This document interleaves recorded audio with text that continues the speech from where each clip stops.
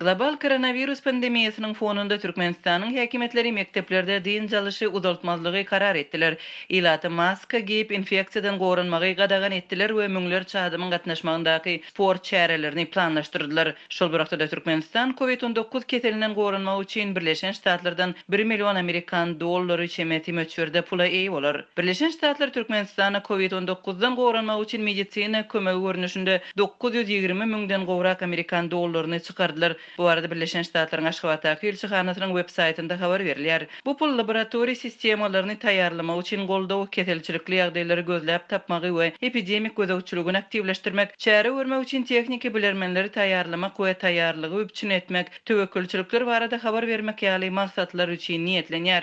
Elçihananyň maglumatynda şu wagt Türkmenistanyň hökümetiniň COVID-19 bilen kesellänleri resmi taýdan boyun almanlygy we belki de ýokaşanlaryň anyklanan ýagdaýynda da muny boyun almagy meýil etmeýänligi bellenýär. Türkmenistanyň hökümeti ýurtda koronawirusyň bolmagynyň hatda mümkinçiligini hemret edýärler. Şol burakda da ýurt resmiýetleri keteliň profilaktikasynyň zerurlygyny agdamak bilen bilelikde köp adamyň gatnaşmagyndaky çäreleri hem gurnaýarlar. Ýylaty infeksiýadan gorunmak üçin medisina maskalary dakynmagy gadagan edýärler we mekteplerde okuw prosesini dowam etdirýärler. 7 aprelde Türkmen Döwlet Habarlar Gullugy bütün dünýä saglyk güni münasibetli Türkmenistanda köp sanly tomoşaly çäreleriň şol sandy ýurdun ähli welaýatlaryny gurşap alýan köpçülikliň velosipedli ýürüýüşiň geçiriljekdigini eglan etdi. Häkimetleriň 7 aprelde planlaşdyran bu ýürüýüşine 3,5 müň adamyň gatnaşacagy aýdyldy. Mundan öň Türkmenistanda koronawirusyň ýaýramazlygy üçin serhetler ýapmak, halkara ýükleriň gatnawyny ýatyrmak, ýylatyň ýurt içindäki hereketini çäklendirmek ýaly düýpli çäreleriň dowamynda ýurt resmiýetleri agaz jekmek üçin ýowar geçirdiler. Köpçülikliň ýürüýüş üçin velosipedleri we bag ekişli üçin nahal satyn almak maksady bilen ýylyň başyndan beri ýurdun büdjet işgärlerinden pul toplandy. Türkmenistanyň häkimetleri COVID-19 bilen bagly ýagdaý barada dymmagyndan daşary öz ýylatyna maska giyip infeksiýadan gorunmagy gadagan edýärler. Ýylaty ýyzyrlýarlar we dermanhanalara adamlara maska satmagy gadagan edýärler. Lewapda hususy we döwlet dermanhanalara ýöneki raýatlara maska satmagy gadagan etdiler. Gadagançylygy bozanlara jerime salynýar. Ýylaty maska dakynmagy gadagan edýärler. Maska dakynanlary panika döretmek taýplap birinji gedek 200 manat, ikinji gedek